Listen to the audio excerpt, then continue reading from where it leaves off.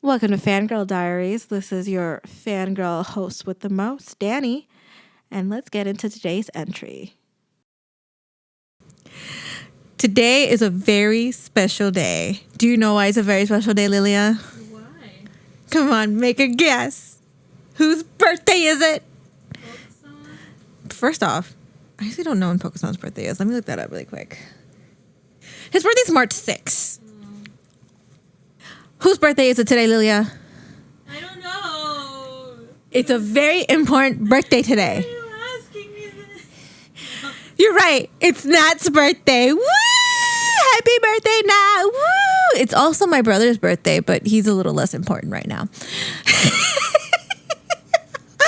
I named my brother too, which is even wilder. But yes, it's Nat's birthday. Cheer, Lilia.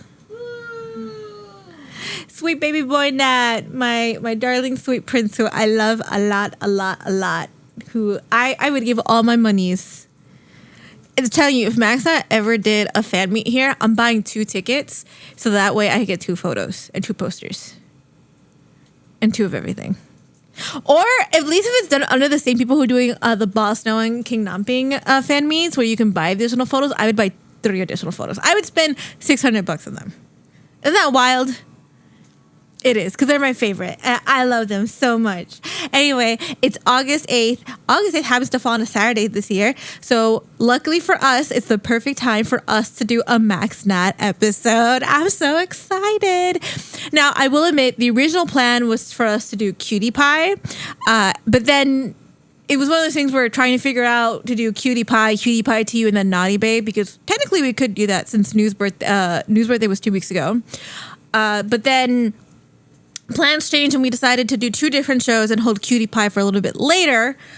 So we're going to do The Next Prince and then 2 Worlds, and then Xenu announced a fan meet, and then that got moved. So that's why Next Prince we decided not to do for Xenu's birthday, for New's birthday, and we're doing that during their fan meet. But that doesn't mean we can't celebrate baby boy Nat's birthday. So seeing as Naughty Babe is a sequel to Cutie Pie, and I want to do a show that I like. We'll probably do Sunty down the line, but I didn't want to do Sunty just yet.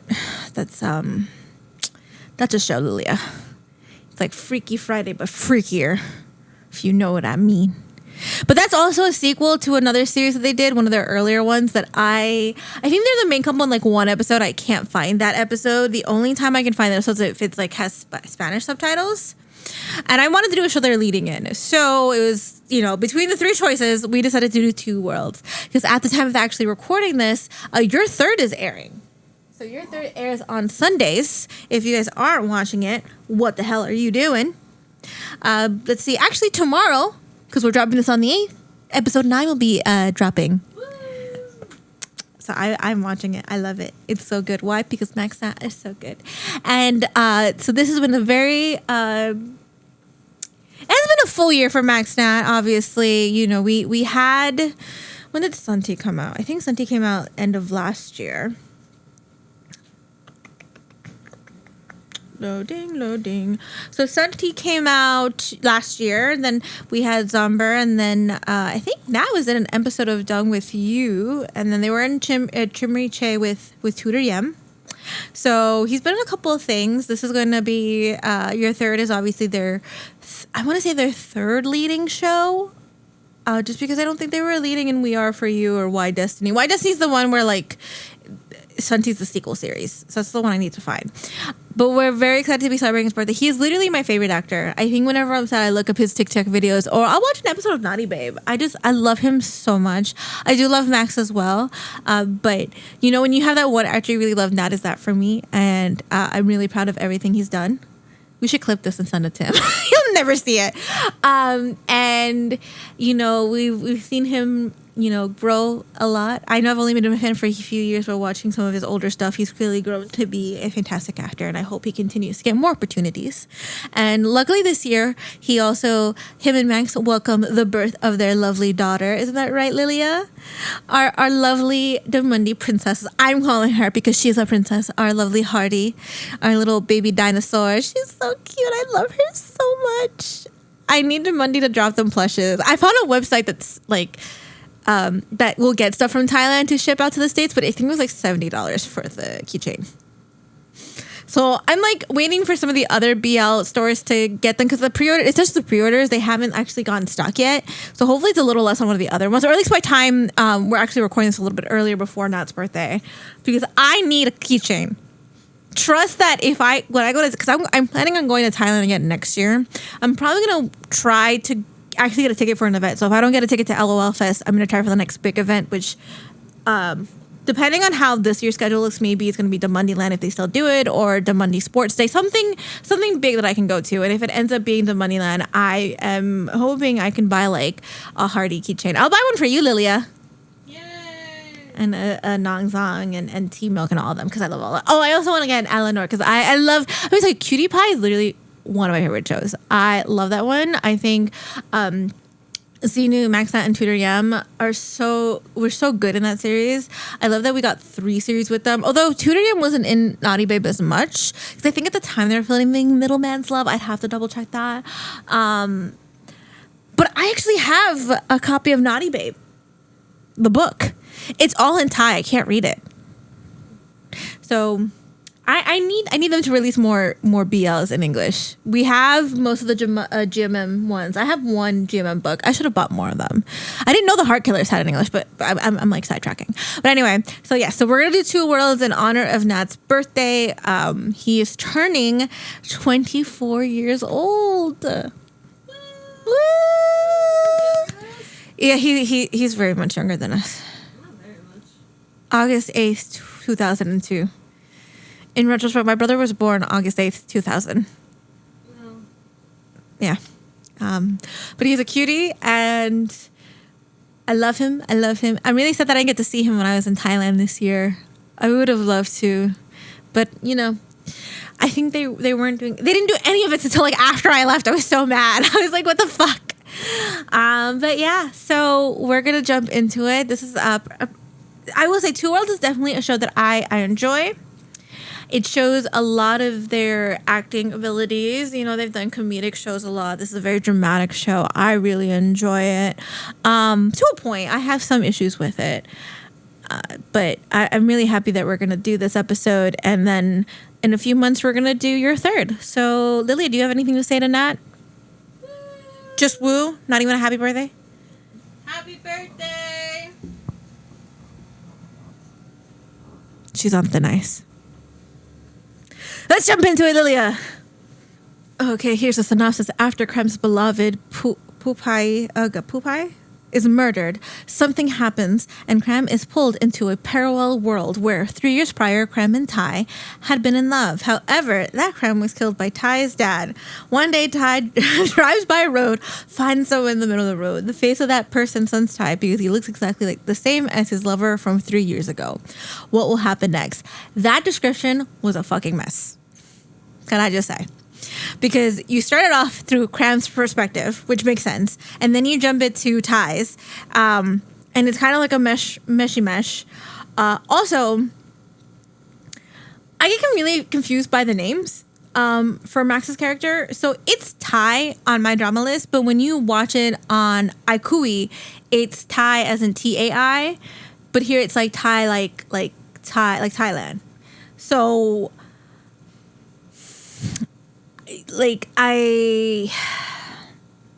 you tell me what's right, what's wrong, and why is it all Lilia's fault? Right, Lilia? No. Yes, it is. I quit. Then quit. I dare you. Do it. That's crazy. I dare you. Anyway. So, okay. So out of the as I said earlier, I've watched, out of all of Max Nat's shows, I've watched maybe five, because I really should watch We Are You. I did actually watch We Are You, the little guest spot they did in I think it's the Korean version, which I thought is really funny. This is the South Korean adaptation of We Are You, where Max and Nat come up and they're giving their Thai names, and the guy sends them and goes, "Oh, Nat." I'm like, He didn't say that at all, but sure. So I've watched about 5 shows. So it would be Naughty Babe, Cutie Pie, because he's their supportive role. Naughty Babe, Two Worlds, Sun Tea, and then Your Third. I'm not going to count Your Third too much because it's recently started. But out of the other 4, I will say Two Worlds is kind of like third on my list. I will be trying to watch We Are You because I think I could watch that somewhere. I think that might be... I'm sure I could find it somewhere. I don't think that one might be too hard, but they have a really small part in that. That actually was the first time they were I don't think there were a couple in that one, or they were kind of. I have to watch that one. But out of the 4, I put Two Worlds as number 3. One, because Sunti is a show, but they're good in it. I recommend it. And then it's Cutie Pie because they're a supporting role, but obviously I'm gonna go with Naughty Babe as number 1 because it's their leading role and it's like my favorite. So Two Worlds, I think, is a really, really good show in my opinion. It has a very like consistent time plot line, but I feel like sometimes the editing and the way that they present the timeline of the series does get kind of confusing. As well, it's a long show.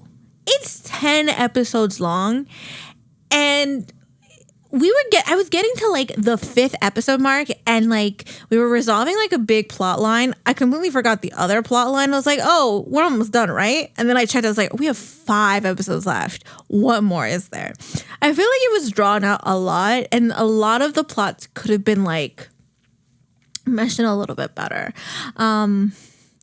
I will say I'm definitely not someone who's ever unopposed to mixing up pairings every once in a while. I'm all for it. Even for like permanent pairs. I think it would be good to have certain actors maybe mix in like in romances with other actors every little bit, as long as the other actors are comfortable. And I'm only saying this because of certain things. But in this show, Nat has a relationship with so it's Max's character, Ty, and then the other one is Phupha, who is played by Gun. His name is Gun. Have I seen Gun in anything else? No. Oh, I have! He was in On Forgotten Night. I never finished that one. Who is he in this one? I think he's like the bodyguard. You learn something new every day.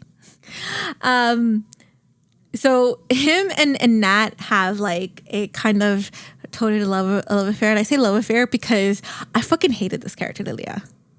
I hated this character so much because... So basically the early plot is that he's sent to live with Kram and Kram's father for a short time because his life is being threatened. Who gives a shit though? And him and Kram start falling for each other. They were like childhood like frenemies, and then because they're spending so much time together, they start falling for each other. And they share a passionate kiss, and they almost sleep together, but they don't. So it's like this whole thing of like he's feeling something he's never felt before for somebody. But cut to like a few days after, and he is taking Kram. I'm probably saying his name wrong, and I'm sorry. So he takes him to the city so he can show him his like art gallery, and he's like, all of this is one day going to be ours. Basically saying they're going to be together. Mind you, they have only just started a relationship like a week ago. He has a fiance, Lilia. He's engaged to be married, and he never told him that, and it pissed me off because all this talk about being in love with him and all that shit. And then you're doing that? What the fuck? I hated this character so much. Anytime he got involved with the plot, I would get so fucking angry. Because I'm like, you're hurting Kram so much. Even when Kram went to the next world, and like obviously you kind of have to feel a little bit like lenient because he doesn't know him. It's like, yeah, well, he's trying to save you and you're hurting him even more. And I hate seeing my baby boy hurt. Anyway, so we're going to have to like talk about the worlds in this by doing world 1, world 2, and then there's a world 3. But world 3 kind of comes in at the very, very last few minutes of the series. So world 1 is where Nat's main character is from. World 2 is the world that he falls into. So in world 1, Ty is the son. In both worlds, Ty is the son of like a... Well, not a drug lord. What would you call that? It's not like, I guess we'll call it a mafia leader because I can't think of the word at the top of my head. So, but in World A, he's kind of more ruthless and like tough. He doesn't care for anyone. World 2, he's not really following his dad. Kram in both worlds. In the first one, he's kind of scared of Tai and is with Phupha. In World 2, him and Tai had a relationship and he never knew Phupha like that. So, World 1, it turns out Phupha has been murdered. And he cries and he falls into the water and ends up in World 2. And in World 2, when he realizes that his man, gross, is still alive, he wants to find a way to save him before anything happens. And he enlists the help of Tai because it's very clear that Tai knew him and is willing to like help him in some way. So I hate Gun's character so much, Lilia. He's the worst. Also, funny enough, I forgot they were in this, but Mond and Pak, who this year were in the series Mission to the Moon. Were they both in Mission to the Moon? Yes, they both were in Mission to the Moon. I've not seen that one. And then I know them from, they were in a series called Doctor's Mind this year. They were pairing. I did not realize this was them. They broke up a couple months ago. I think because they both left the company. And I just thought that was kind of crazy because it's been I wasn't really like, not that I wasn't paying attention, but it was one of those things where I kind of was like, where have I seen these two before? And then when I looked them up, I was like, oh shit. I like completely forgot that they were in this. It was really sad. Because in this, it's a lot of, I will say, it's not even a love triangle. It's not a love, it's a love pentagon. Because you have Tai from World 2 who's in love with Kram from both worlds. But Kram from World 1 is in love with Phupha. Phupha, whatever the fuck his name is, I hate him, doesn't know Kram from World 1. Was in the World 1, I was in love with Kram from World 1, but in World 2, he's got also has a fiance who he really cares about. Asshole. And it isn't until way later, towards the end of the series, that he starts to remember his like memories of him and Kram. And I hate that at one point he goes, "I'm going to Bangkok and I want you to come with me because I'll feel safer with you there." Maybe because he saved you so many fucking times, but you're such a fucking asshole and you've never given him the same amount of care. I'm getting too heated, am I? It's just how I feel. But I'm not kidding. At one point, they get captured by Tai's dad, and he's like, "Only 2 of you are leaving here." And he has them do Russian roulette. They all win Russian roulette. They don't get shot. And then he's like, "Well, I'm gonna have you pick who you get to leave here with." And he doesn't pick my baby boy. And I get it because he doesn't really know him. But homeboy has been saving your life for the past 2 months. I feel a certain feeling because that's my son that's being treated poorly. And like every turn, like something he would say this line about how like he always trying to save everyone he loves and it doesn't work well, it doesn't work out, or like how everyone he loves leaves him because in World 1 his mother's dead because so he assumes Tai, why he doesn't like Tai or doesn't go near him as often is because he assumes that Tai killed his mother because when he comes and finds his mother when she dies, he's there. But it turns out, we find out later, it was actually the henchman that he was with. And then in World 2, not only is he dead, but so is his father, and his mother is now blind. So while he luckily gets to be around his mother, she's blind. And it's also because of Tai's father, because his father actually doesn't. So he's really alone. World 1 he has his dad, but when he comes into this new like world, he's all on his own. Like, yeah, Tai knows who he is, but as far as Tai's aware, that's not his Kram. It's another world. And even though he's falling for him, it's like, is he really falling for him because of himself, or is he falling for him because he reminds him of the other one? Also, his dad's fucking crazy. Tai's dad, like, homeboy is like cuckoo, cuckoo, like literally, like he's on something murderous. he goes on a murder spree. He's so crazy that at one point he tells Ty to kidnap the son of like this police officer so they can threaten him with it. Ty brings the guy in, puts a bag over his head, and then his dad shoots him because he doesn't think to maybe take off the bag first. And then it turns out he murdered the son of like a bigger mafia boss. Unfortunately, though, the plan backfires when they try to use the mafia boss to go after Ty's dad because he ends up, stabbing the big mafia boss. And he keeps trying to get Ty to kill him. Like, you have so many reasons to kill me. Like, he finds out that the reason why his Kram is dead is because his dad killed him because he felt that he was a distraction. And what's sad is that when we get the flashback, he lived long enough to basically say goodbye or like say his name. Like he waited to see him one more time before he passed. It's really sad. So it is a really good show in my opinion. I really enjoy it. But I will say like there is a plot point of like, oh, so-and-so Phupha is like someone's trying to kill him. And I think for the longest time I kept forgetting that was a plot point. And for some reason, I thought it was Ty's dad that wanted to kill him. Turns out it was his aunt. Because what we find out is that he's not his dad's son. He's his dad's friend's son, who his mother had an affair with.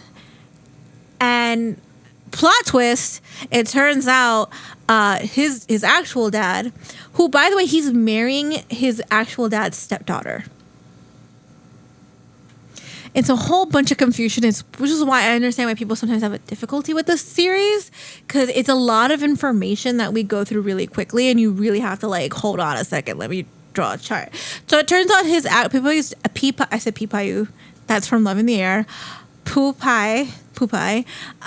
His actual dad's was in love with his not real dad, the dad who he thought was his real dad. And the only reason his mother married his like quote unquote father is because he admitted it to his mother, like, I'm not in love with you, I'm in love with him. So she married him out of spite and claimed that their son was his. This is messy. It is. And I still didn't care. Because he pissed me off. So, and he's marrying the stepdaughter. I'm like so confused. It's like so much going on. But throughout all of this, Kram and Ty start falling for each other. It's a lot of difficulty back to back because, he doesn't really know what the relationship between that version of him, Kram, is with this, this world. And it's very clear that he might have feelings, but he's so focused on this like one mission that he's not sure. And then Ty, he kind of pushes back a lot, where there are moments where he wants to admit it and say something, and other times they kiss at one point. So Ty's dad ends up getting like dying, murdered. I can't really remember. So they bury him because at the end of the day, even though he was a terrible person, that still was his dad. And his mother's also no longer alive. So it was like his only family besides like his aunt, who, by the way, I'm pretty sure his aunt, I said I was going to look this up really quickly. So the aunt, I've seen in Reset. Oh, she was in Cherry Magic. She was in the first episode as the auntie. I didn't know. That's who it was. She's been in anything else we reviewed, Lacey? She's also in Cutie Pie. Oh, she was the housekeeper in Cutie Pie. Okay. She's been in a couple of things. She was in Bed Friend, which we will do an episode on at some point. Well, she was in My Golden Blood. My Magic Philosophy, Drawn to You, and she's gonna be in that 20 List show. Okay, I was like trying to figure out who she was. I was like, I've seen her somewhere. So he has no other family besides her. So they bury his body and then they kiss in front of his dad's grave. Just full on make out, Kram and Ty. And then Kram doesn't know how to feel about that because he still has these lingering feelings, but he also realizes this is not his world, so it's not his, and he kind of just starts to like pull away from himself to the point where like he decides he's going to stay with his mom, who has allowed him at this point to call him mom because he slipped up so much, and she sees him as his son. She feels as if he's kind of like her son because she doesn't know at this point that is her son, and. Ty kind of takes this at like, oh, is he just going back after everything we just went through, to the point where like Phupha, who again he keeps inserting himself, invites them to come try take clothes from their clothing line for a party he's throwing for them. They wear matching outfits. Like he's wearing white with like a beige shirt, and then Ty's wearing like a beige outfit with a white shirt. But he walks out with Kram in his arms. And I'm like, excuse me, sir, there's the door. I'm very passionate about my couple. It's crazy because like early in the episode, I said, you know what? Sometimes these actors need to mix up their pairings. But very clearly, I'm not ready for these two to do that. I was so against their kissing scene. I was like, you know what? Nat's got chemistry with everybody. I'll give him that. He looks good with everybody. But the second I saw that, I was like, and I remember because I've seen this show before, and I remembered how much of an ass this dude is. I was like, you just not touch him. Your hand needs to not touch him. Leave my boy alone. But then they reconcile, and they actually do so. For anyone who's seen Cutie Pie and Naughty Babe, right? So in those series, both couples do get officially married, like legally. The only reason I'm bringing this up is that technically in Cutie Pie and in Cutie Pie universe, in the Cutie Pie cinematic universe, it's what it is. It's 3 shows. I'm really sad we never got like a series for Tudor Yim's character. I know we got Middleman's Love, but it should have been 4 series so that all 3 couples could have the series. But yeah, in the Cutie Pie cinematic universe, that's what we should call the playlist when we do episodes on Cutie Pie and Cutie Pie 2 Naughty Babe. In the Cutie Pie cinematic universe, it's set more in the future when same-sex legalized marriage is passed.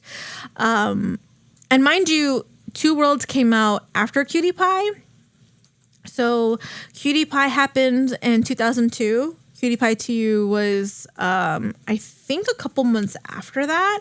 So yeah, it was a year after Cutie Pie. It was, a year after Cutie Pie. And then Naughty Babe, I believe, was a few months after. Yeah, so Cutie Pie 2 was January 2023. And then Naughty Babe was October 2023. So in the series, they state very clearly that it's set in the future. I think they said it like 2025, funny enough. And same-sex marriage is legalized. So obviously that doesn't happen in Two Worlds because Two Worlds is supposed to be set in when it drops, which is 2024, and that's like right before. So what they end up doing is this ceremony called the Ash Exchange Ceremony. And I actually looked it up so that I can kind of explain what it is. Because in a sense, it's probably one of the few ways that maybe same-sex couples will able to get married, in a sense, because it's more of a ceremony. So what it is I'm going to read the description I found online. An ash exchange in traditional Thai culture is an ancient and rarely practiced marriage ritual called Tang Nuyang Ka Pafi. To anyone who actually speaks Thai, I'm sorry if I butchered that. I tried. I guess which translates into wed into the husband's lineage. In this custom, the bride and the groom exchange the ashes of their ancestors, symbolizing merging their two family lineages into one. So obviously because they don't have any ashes, or they do, but they can't state that it is, they use Thai's like grandparents' ashes. So what it is that from what they show in the show, that was really interesting. So they dress in crystal clothing. They take little vials of ashes, and then in the water they go under, submerge themselves, and either open the bottles underwater so that the ashes can merge together surrounding them. Which I have to say, it was really beautiful to watch. I think it's a great way to kind of symbolize merging families. So I just thought I love when shows do this because, like, generally, this is a whole new culture for a lot of us. And I think it's a great way, especially with Thai BL kind of like becoming more of a thing here. Like, well, not more of a thing here, but more and more people are discovering it. I think it's such a great way to incorporate more of like their culture and explaining it and like showing it. It was beautiful. The only sad thing is that so by this point in the series, Kram is sick. He has this illness. There's a lot of illnesses, by the way, in this show. But I'm going to explain this one first, and I'll explain the other one because I don't want to care about less. So he has this disease called Lumina. It's like lupus in my... What is this? I have no idea. So I guess it's lupus, which, because they explain it as a chronic disease, it's like affecting his like organs and it's like rapidly killing him. Apparently Ty's mom had it and it killed her, and the only way to cure it is to get this fruit, or at least I'm pretty sure this is like a not real disease, that they just took a disease and kind of just mixed it in, because they're like, the only way to cure it is to get this fruit called the blood fruit. It's like, okay, mind you, he's fine in the beginning, he's getting these headaches and poor boy, he's like, why? Even his mom's saying, why is it this is always happening to him? Like, why? Why is he being cursed? It becomes worse during the ceremony. Like, they come up from emerging water and he's just got blood everywhere. I also want to point out this is a very violent show. Anytime they kill people, it was like violent. And they end up finding the fruit, but unfortunately, I guess it doesn't fully cure him well enough. And so the other thing we haven't talked about this entire thing is that Zhao and Yu, which is Mon and Park's characters, are childhood friends, and Zhao has apparently liked Tai since he saved him once, and he's like sad that like Tai is with Kram and all that. And so he goes with Tai to like find the fruit, and that's where they have this conversation where he kind of admits his feelings and stuff. And he basically, Kram tells him, like, why he cares for him and stuff. So, like, that ends up, like, causing him to realize, like, oh, he has no feelings for him. He moves on, because throughout the entire series, where he's, like, trying to get him to, like, realize, like, hey, I have feelings for you. And maybe you should move on from, him, because he's got someone and blah, blah, blah. And it's this whole storyline. It's, like, I will say this. The crazy thing about those two couples, because those are the two main couples, is that Max and Nat do have a couple of, like, spicy scenes, but you don't see, it's very much like from chest up. You see more kissing than anything else. These two, you see the booty. We see full on booty, and like from far away we see them going at it. I'm like, whoa, what is happening here? Did not expect that. So funny enough, I'm like retelling the whole show, but he goes back, gets out of the fruit, survives. He makes peace with his world's Tai, and then they all live happily ever after. His mom finds out, by the way, that that's him, even though she's blind. She's like, I always sensed that you might have been you. And it's like this really sad moment because he's dying. I will say, if you're a fan of Max Nat, if you're getting into your third, you should definitely watch this one. I know I've spoiled a few things, but like whatever.